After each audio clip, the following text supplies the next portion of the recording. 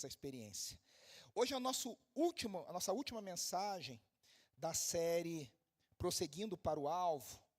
E a gente, nessa série de início de ano, né, a gente, nessas 6 mensagens, olhamos para o texto de Filipenses 3, e a partir de Filipenses 3 a gente foi falando em outros textos, mas com essa ideia, né, de para onde nós estamos direcionando a nossa vida, o nosso foco, quais são os valores que governam, que norteiam a nossa vida, quais são os valores que norteiam a nossa agenda, as nossas preocupações, os nossos sonhos, as nossas ambições.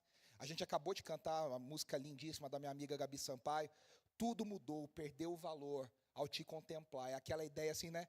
E eu falei semana passada de Paulo, quando Paulo, a gente fala de conversão de Paulo, e Paulo não se converte, né? Paulo simplesmente, ele entende que ele estava dentro da religião, ele estava no caminho errado, ele se perdeu dentro da religião. O Tim Keller sempre falava isso, eu adoro as pregações do Keller por causa disso. O Keller fala, as piores pessoas do mundo são as pessoas religiosas enganadas. A pessoa que não é religiosa e está enganada, ela é mais fácil de você pregar o evangelho e ela aceitar do que um religioso enganado, do que um religioso fundamentalista, do que um religioso com a visão errada sobre as coisas. Esse é mais difícil, porque ele acha que ele está perto de Deus. Ele acha que Deus falou com ele. Eu sempre falo, né, que o argumento mais bonito e mais covarde ao mesmo tempo, se for bem usado é bonito, se for mal usado é covarde, é quando você fala com uma pessoa assim, mas por que você está fazendo isso? A pessoa fala que Deus me falou. Tinha um personagem antigamente na escolinha do professor Raimundo que ele falava assim, mas você tem uma foto 3x4, você tem um documento, você tem uma assinatura, você tem alguma coisa. Como é que a pessoa fala assim, foi Deus que falou, como é que você fala para elas, mas você gravou? Você tem isso no cartório? Você tem? Não tem. A gente tem coisas lindas que as pessoas falam, foi Deus que me falou, e pelo fruto a gente percebe que foi Deus que falou, e a gente tem atrocidades que aconteceram na vida das pessoas e na história, que as pessoas falam, foi Deus que me falou. Tem gente maluca, surtada, que fala, não, foi Deus que me falou. Então Paulo era um cara sincero na sua intenção, extremamente equivocado na sua direção. E aí a gente falou, né, que Paulo, quando ele ouviu Jesus, diz o folclore que ele caiu do cavalo, né, a Bíblia não diz isso, mas que ele estava no caminho de Damasco, e que Jesus aparece para ele. Quando ele viu Jesus, todas as coisas para ele mudaram. Ele percebeu que os valores, a escala de valores dele mudou. E se a gente, eu digo sempre isso, né? Se a gente diz encontrar Jesus, diz ter um encontro com Jesus, e os nossos valores não mudam, a nossa escala de valor, do que é, quando a gente fala que Deus é digno, né, em inglês a palavra worthy, que vem de valor, é o que nós damos valor, é o quanto nós damos valor para aquilo. Algo só é valioso, o mercado prova isso todos os dias, né? Você pode achar que o teu carro vale 500 mil, mas se não tem quem pague 50, ele vale menos de 50. Ele vale o que as pessoas estão dispostas a pagar. Minha casa vale 1 milhão, mas estão oferecendo 100 mil. Tua casa não vale 1 milhão, ela vale 100 mil. E o quanto de valor nós damos a Deus, e o quanto de valor nós damos ao reino de Deus, é isso que vale na nossa caminhada com Deus. E hoje, na nossa última mensagem dessa série, então a gente falou sobre o alvo, que não basta correr, é preciso. Primeiro, né, antes disso eu falei que a vida cristã ela exige movimento, ela exige intencionalidade, você ficar parado não serve para nada. Ela exige força, intencionalidade. E aí a gente corre para algum lugar, e às vezes a gente está correndo e está correndo para o lugar errado. E aí eu disse, né, a gente falou sobre, não basta correr, é preciso saber qual é o alvo correto para onde a gente corre. Para ganhar o prêmio. E aí nós falamos que o prêmio não é algo, o prêmio no reino de Deus é uma pessoa, a gente ganha a Jesus Cristo. E tem gente que fala assim, que xoxo, né? Para ver como a gente está deturpado nisso. A ganhar Jesus deveria ser a coisa que deixa a gente mais encantado, estarrecido. E aí na semana passada a gente falou sobre ganhar a Cristo, que é a ideia de, quando eu encontro Cristo, toda a minha escala de valores é definida. O que era ruim se torna bom, o que era bom se torna ruim. Paulo fala, né, todo aquele currículo maravilhoso que ele tinha, aquilo para ele virou esterco. Não vale nada. Não vale nada. E hoje, a gente vai falar sobre o poder da sua ressurreição. E aí eu queria que a gente lesse lá em Filipenses 3, versículo 10. O apóstolo Paulo diz assim, Filipenses 3, você pode abrir aí no seu aplicativo, na sua Bíblia. O apóstolo Paulo diz assim: quero conhecer a Cristo, o poder da sua ressurreição e a participação nos seus sofrimentos, tornando-me como ele na sua morte, para de alguma forma alcançar a ressurreição dentre os mortos. Interessante que Paulo já é convertido. Como eu disse, Paulo já era judeu. Paulo agora já entendeu que Jesus era a resposta para todas as coisas que ele ansiava, que ele aguardava. Jesus era a chave hermenêutica, a chave de interpretação de toda a história de Israel. Paulo já é apóstolo, ou seja, já foi enviado, já está cumprindo o chamado. Paulo já plantou diversas igrejas. Paulo já sofreu perseguições de todos os tipos. E quando ele diz o alvo dele, o desejo dele, ele fala no presente. Ele diz, eu quero conhecer a Cristo. Ele não fala, eu já conheço, eu sou íntimo dele, eu sou melhor amigo, eu sou o cara que tem um acesso especial, VIP na presença. Ele ainda diz, eu quero conhecer a Cristo, porque esse é um processo que começa no dia que nós nos convertemos ou somos chamados por Deus, até o dia final da nossa vida, ou o dia que Jesus voltar. É um processo constante, sempre no presente. Eu quero conhecer a Cristo, eu preciso conhecer a Cristo. A gente nunca chega num momento da vida cristã que você fala, agora eu conheço a Cristo. Agora eu já domino Cristo, agora eu já sei tudo o que preciso saber sobre Cristo. Inclusive, a gente tem umas ideias muito loucas sobre o céu, e as pessoas acham que a gente vai chegar no céu e, de repente, todos os segredos do universo vão ser desnudados na nossa frente imediatamente. A gente vai saber tudo. E eu não acho que é isso. Pelo que eu entendo da Bíblia, do que a Bíblia fala, o que dá a entender é que nós vamos ter a eternidade para continuar conhecendo a Cristo. E a eternidade não vai ser suficiente para a gente entender totalmente a grandeza de Cristo Jesus. Tamanha é a grandeza desse Cristo. Só que esse conhecimento não é um conhecimento racional, é um conhecimento relacional, e esse relacionamento é um relacionamento baseado em amor, e esse amor é o amor formativo. O que acontece?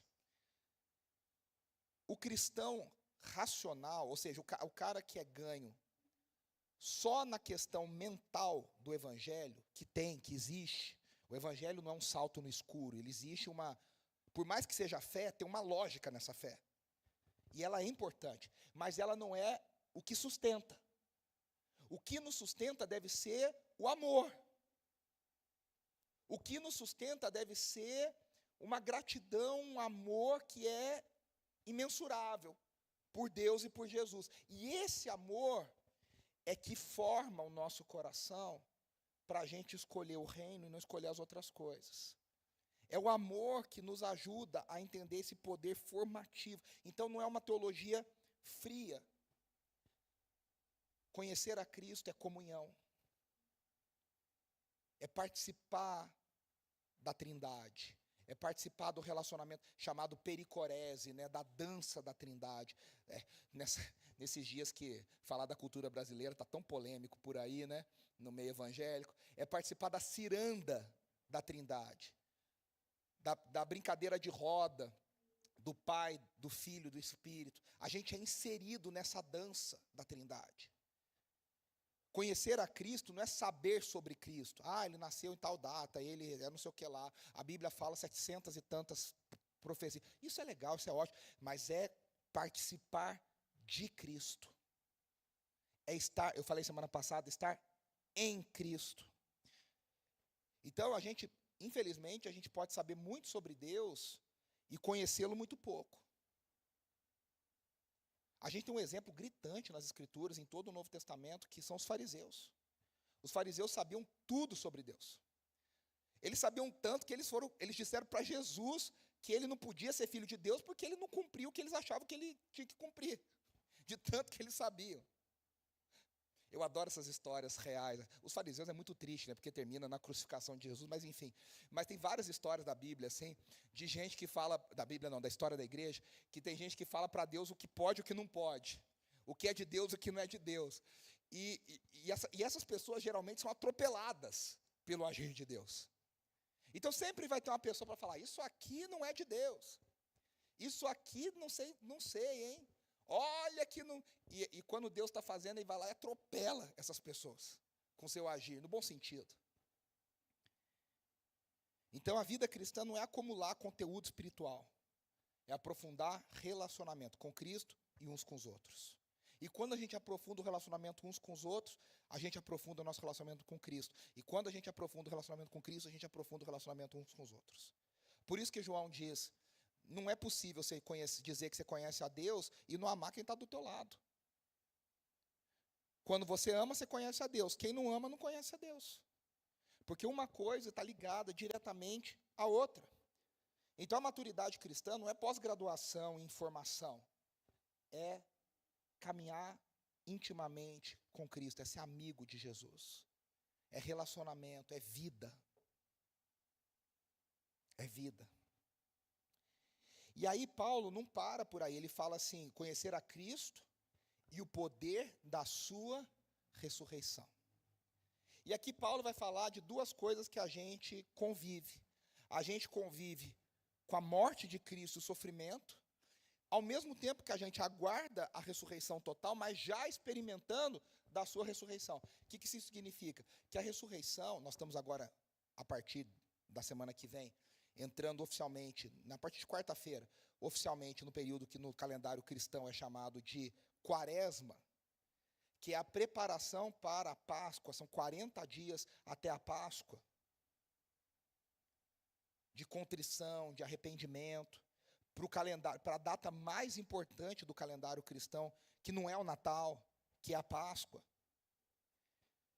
E aí Paulo fala assim, né, que ele quer conhecer esse poder da ressurreição. O que ele dá a entender para nós é que a ressurreição ela não acontece só no futuro. Ela já é algo que a gente vive no presente. É interessante que na história da teologia, isso vai se desenvolvendo em várias formas. Mas existe um cara, então tem os cessacionistas, né, que são aqueles que acreditam que, os cessacionistas radicais, que acreditam que os dons do Espírito cessaram quando a última palavra do Novo Testamento foi escrita. Tem os cessacionistas mais suaves, que acham que os dons de revelação cessaram quando o Novo Testamento foi fechado e que os outros dons continuam. E tem os continuistas, nos quais eu me incluo, que acreditam que, de alguma forma um pouco diferente na questão da revelação das Escrituras, todos os dons continuam, porque o Espírito continua agindo na vida da igreja. E aí, essa briga é uma briga que está aí há 2000 anos e ela vai mudando de nome, mas o pessoal está aí brigando por essas coisas. E teve um cara chamado George Ladd, que ele desenvolveu uma teologia que é chamada a teologia dos dois reinos. A teologia, popularmente, ela é conhecida como já e ainda não. Então ele vai dizer, o reino de Deus ele tem sempre uma tensão hoje, que é coisas que já se cumprem a partir da ressurreição de Cristo, mas coisas que ainda aguardam a plenitude até a volta de Jesus. Então a gente vive nessa tensão, a gente nem vive totalmente o reino de Deus, mas a gente já vive o reino de Deus. O que isso coloca para nós? Gente, isso mudou muita coisa. Então, por exemplo, o cara que mudou o pensamento de culto da igreja contemporânea foi um cara chamado John Wimber, que fundou um ministério chamado Vineyard. Em 1980, ali no final dos anos 70, ele era cessacionista. Ele tem uma experiência com o Espírito Santo, ele passa a falar sobre os dons do Espírito. E aí ele lê a obra desse George Ladd. E aí ele entende, ele fala, caramba, então, no culto o Espírito Santo cura pessoas. O Espírito Santo toca na vida de pessoas. Ainda não na plenitude. A gente ainda aguarda, mas isso já acontece. E aí isso mudou a cabeça dele. E aí ele começou a criar, ele que criou um momento de louvor, essa ideia de nós cantarmos 4, 5 músicas uma atrás da outra. Ele que criou essa ideia de que a gente busca a intimidade com Deus nas canções. Nesse entendimento de que a ressurreição ela não é uma realidade só futura. Tem muita gente que fala assim, porque no dia que Jesus voltar, porque quando, não sei o que lá, e joga tudo lá para frente. Tem muita coisa que vai acontecer nesse dia. Mas a gente já vive a antecipação, ou deveria viver a antecipação das realidades do poder que a ressurreição de Cristo nos concede. Eu quero conhecer a Cristo e o poder da sua ressurreição. O quanto a ressurreição de Cristo inaugura um novo mundo, uma nova criação, um novo jeito de viver, uma nova capacidade de viver a vida cristã. Então, normalmente a gente pensa na ressurreição como algo que aconteceu no domingo de Páscoa e que vai acontecer no final dos tempos. Lembra que é mais ou menos o que a conversa de Jesus com Marta e Maria quando Lázaro morre. Teu irmão vai viver. Não, Senhor, eu sei. É bonita, parece até espiritual, né? Ela fala, sim, Senhor, eu sei, no último dia ele vai viver. E Jesus está falando para ela, minha filha, eu não estou falando isso, estou falando que ele vai viver agora. E tem coisa que Deus está falando para a gente, já é agora, e a gente está assim, não, Senhor, eu sei. No último dia, quando o Senhor voltar, oh, aleluia. E é uma coisa até meio piedosa, assim, mas a gente deixa de aproveitar algumas coisas e de viver coisas que a gente já podia viver. Eu sempre lembro de uma história do pastor Márcio Valadão, que ele contava uma ilustração que eu gosto muito. É a pessoa que vai convidada para um cruzeiro, e ela ganha o convite, mas a pessoa que convidou não falou mais nada. Ela falou, você ganhou um presente para o cruzeiro. E a pessoa está lá no cruzeiro, e ela vê aquelas mesas, e a comida all inclusive, e ele pensa, rapaz, eu estou aqui, já estou aqui de convidado, eu não vou ficar abusando, eu não vou ficar lá na mesa, eu não vou ficar pegando coisa. E ele passa fome a viagem inteira, porque ele está agradecido de estar lá, mas ele não quer também causar. Vai que, fala que para eu sair daqui vai ser uma vergonha. Então ele fica lá na dele, passando a fome e comendo ali o lanchinho que ele levou. E aí no final, a pessoa que convidou pergunta para ele, e aí, você gostou da comida? Ele falou, que comida? Ele falou, não comi, porque, poxa, eu já estou ali agradecido. Ele falou, meu amigo, o teu convite dava acesso a tudo. Você podia comer de tudo.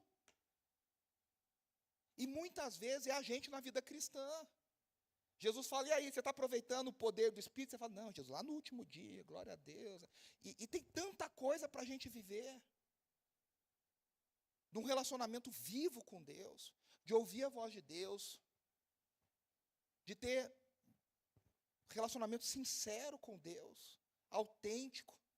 E a gente fica com esse discurso pretensamente espiritual, que na verdade não é espiritual. É muitas vezes preguiçoso, enganoso. Senhor, lá no último dia, lá quando o Senhor voltar, é para agora, o poder da ressurreição. Claro, tem coisas que só vão acontecer no último dia. Mas muitas coisas a gente pode viver hoje. Romanos 6, o apóstolo Paulo diz assim, versículo 4 e 5. Assim como Cristo foi ressuscitado dentre os mortos. No 5 ele diz, assim também andemos nós em novidade de vida. Há uma nova vida para nós. A ressurreição é um fundamento histórico, ela aconteceu na história.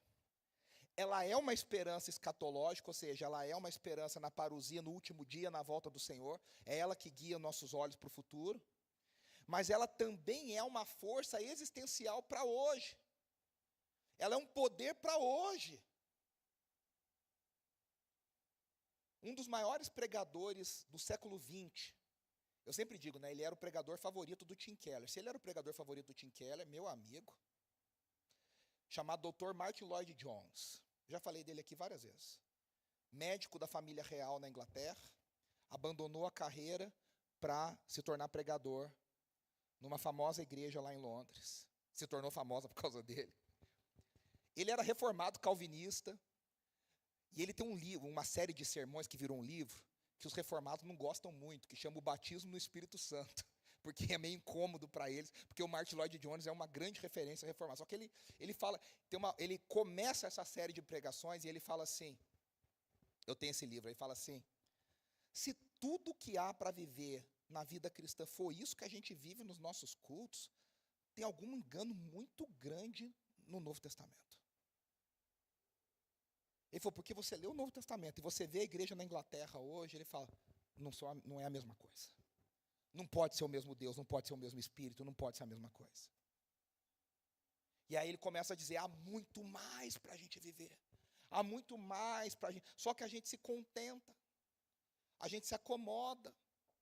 A gente para de buscar, a gente começa a achar normal. A gente já não se emociona mais, a gente já não se arrepia mais. A gente fala da ressurreição, a gente fala de Jesus, e é uma coisa que a gente está tanto tempo falando, que se torna uma coisa comum. E a gente canta, a gente fala. A ressurreição de Cristo é a nossa deveria ser a nossa força para viver hoje diferente. E o que é o poder da ressurreição na prática? Não é uma energia emocional. Tem gente que fala, parece que é uma energia, assim, né? Não, não é. Não é uma euforia espiritual.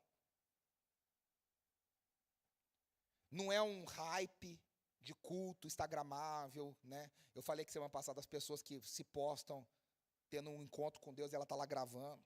Ela mesma tendo um encontro com Deus. Esse é o mundo que a gente vive hoje. O poder da ressurreição e eu quero falar 3 pontos para a gente encerrar.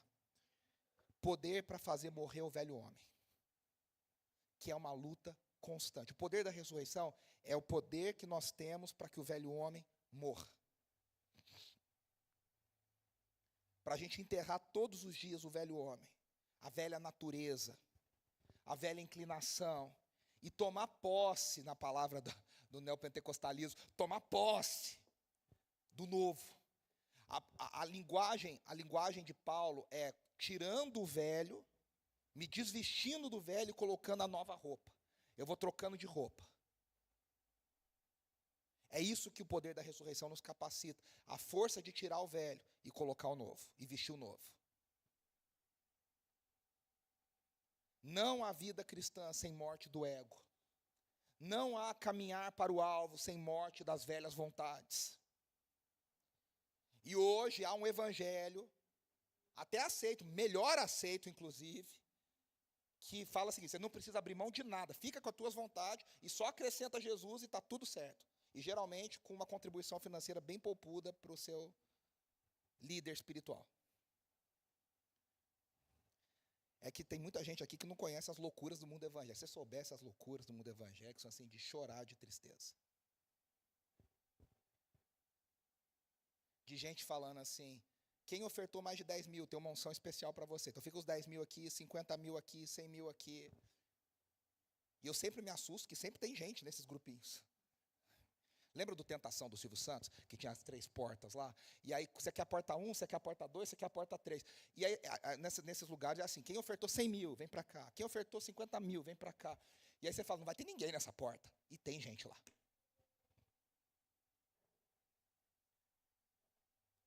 É poder para aplicar a morte do ego.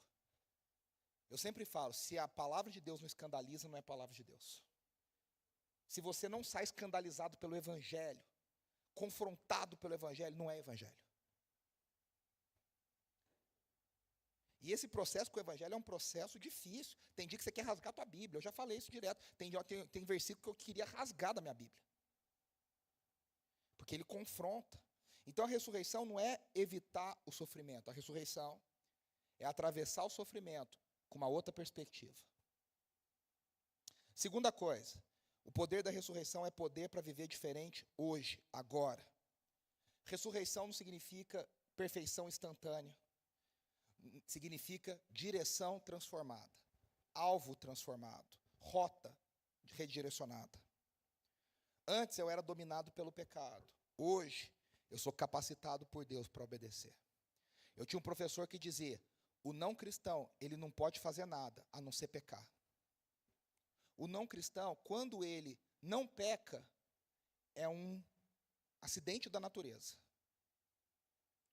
Agora o crente, ele sempre tem a escolha e o poder de Deus para não pecar. Ele é capacitado pelo próprio Deus para vencer o pecado e para tomar outra direção. Então não é força própria, é o poder da ressurreição operando. E a terceira coisa que o poder da ressurreição nos dá, e que nesses dias é muito importante, é poder para perseverar. O crente verdadeiro, comprado por Cristo, que permanece em Cristo, ele persevera. Tem altos e baixos, tem situações e situações, tem dias mais difíceis, tem dias mais fáceis, tem épocas da vida mais difíceis, épocas mais fáceis. Mas ele permanece. Ele persevera. Não por força própria. Filipenses 3 é um texto que fala de uma corrida, de uma maratona. Essa corrida de Filipenses 3 não é uma corrida de 100 metros rasos. É uma grande maratona. Que você precisa medir força, que você precisa controlar esforço, que você precisa ter noção de quanto falta, quanto já foi. A corrida cristã, ela exige discernimento. Ela exige força e ela exige perseverança. Não tem uma cena famosa aí numa Olimpíada, não foi umas Olimpíadas, de um cara que estava correndo a maratona e ele queria desistir e tudo, e uma outra pessoa que estava correndo veio junto e falava, vai, você vai conseguir, você vai conseguir, você vai conseguir. E essa pessoa termina, aos trancos e barrancos, mas ela termina. Nós brasileiros adoramos, principalmente da nossa geração, adoramos falar do Senna naquela corrida famosa aqui em Interlagos, que ele termina a corrida com uma marcha no carro só. E quando ele termina, ele desmaia. Porque ele foi perdendo as marchas, foi perdendo as marchas, acho que, se não me engano, ele só tinha a sexta. Que é, né, o pé lá embaixo, e ele fazendo curva e não sei o quê, ele todo esforço.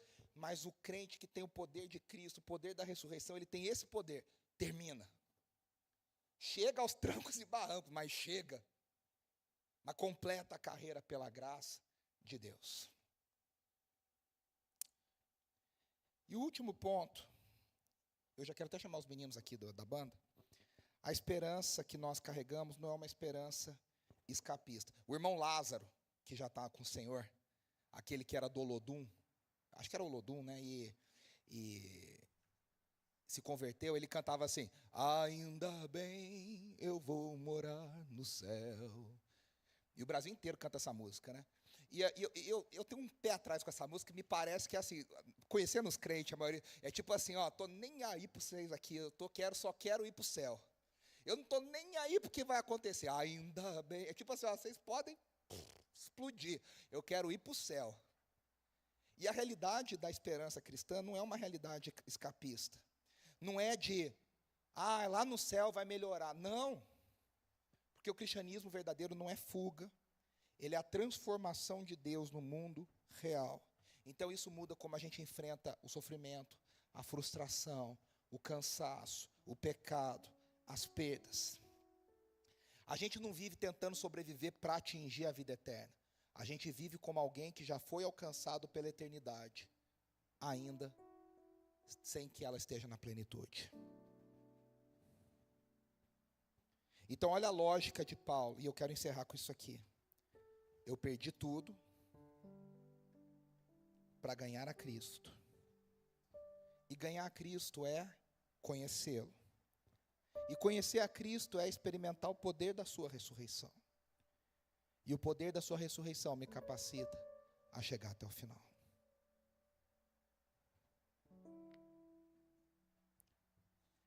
Eu já falei aqui, tem muito crente que fala assim, eu já vi muita gente falar isso. Não importa como eu vou chegar lá no céu, desde que eu esteja lá, o importante é estar lá. Uma vez um amigo meu falou assim, nem que eu fique com o nariz grudado na porta, eu estando lá. Sabe, aqui em São Paulo a gente sabe exatamente o que é isso, né? A pessoa, ela quer entrar no trem, no vagão. Meu amigo, se ela vai prensada, grudada, com a camisa presa no vão da porta, ela não está nem aí, ela está dentro do trem. Tem gente que acha que o céu é isso, a pessoa se espremer na Sé, 6 horas da tarde, numa sexta-feira, para ir para cá do jeito que der. E não é essa a visão do reino de Deus. Não é chegar no céu aos trancos e barrancos. pelo poder da ressurreição, a gente tem poder disponível, graça disponível, para chegar bem até o final, para completar a carreira bem, com marcas, com sofrimento, com testemunhos, com histórias, com renúncia, mas espiritualmente bem.